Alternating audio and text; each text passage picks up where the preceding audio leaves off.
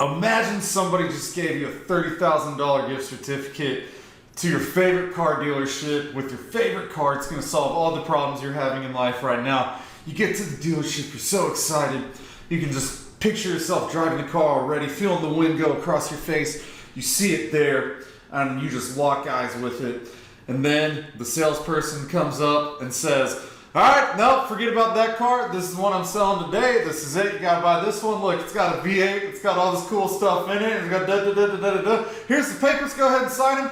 Come inside, grab your keys. If you don't want this car, I'm sorry, don't talk to me about anything else. Would you buy the car from that guy? No, absolutely not. You know that's ridiculous, right?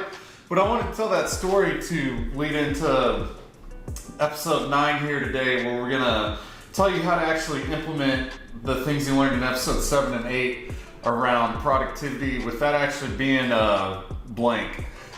So I'm not going to spend any time going over those lessons again. Go back, rewatch episode 7 and 8 if you need to, but basically it's eliminating distractions.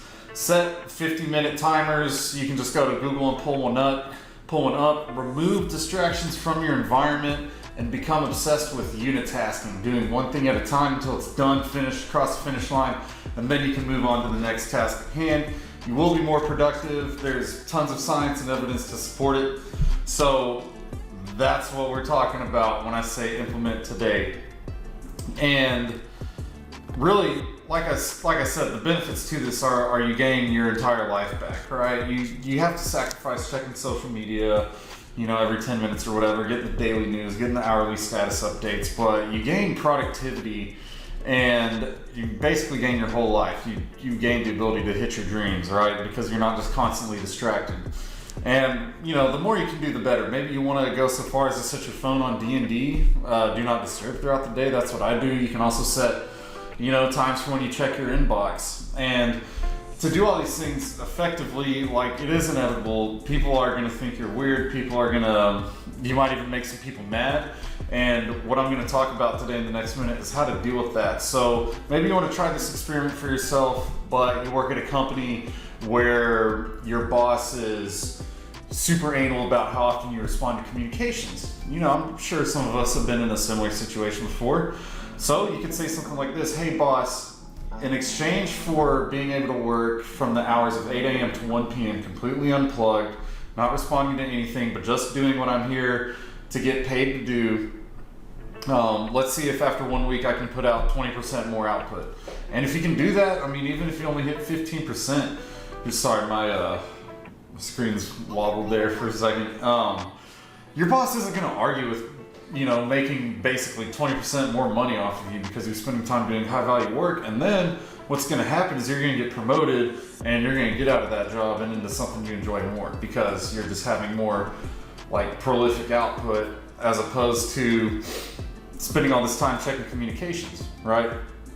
Or maybe you have clients, you can say something similar to your clients: hey, these are my working hours. If you need to talk to me about any of our projects, do that there.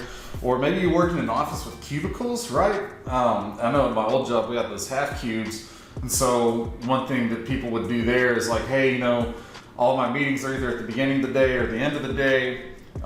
This time here is blocked off on my calendar. This is what I'm doing, work done. Please don't come to my desk at this time because I'm getting work done. If you need to talk to me, you can come here at the end of the day when all my meetings are and I have time in between meetings. So just little tiny tweaks like that. And the whole point of the car dealership story was all of these things. You have to present it in terms of what's in it for the other person. How's this going to benefit them, instead of just making it about you and your productivity hacks and just trying something new, right? There's more in it than just your work at stake. There's other people that benefit from this as well. And my final example would be, maybe you have a spouse or significant other that expects you to text all the time, right? I'm sure we've all been in that situation too. Just tell them, hey, do you want me to be able to provide for us better? Do you want to take more trips or send our kids to better schools? Then, I really need to work unplugged from 8 a.m. to 1 p.m. or whatever it is every day. So that's the lesson, guys. That kind of wraps up this little trilogy on productivity and productivity hacks. Hope it's been helpful. Stay tuned for next week. We're going to get into something cool. It's kind of out there, but pretty cool. So thanks again for watching.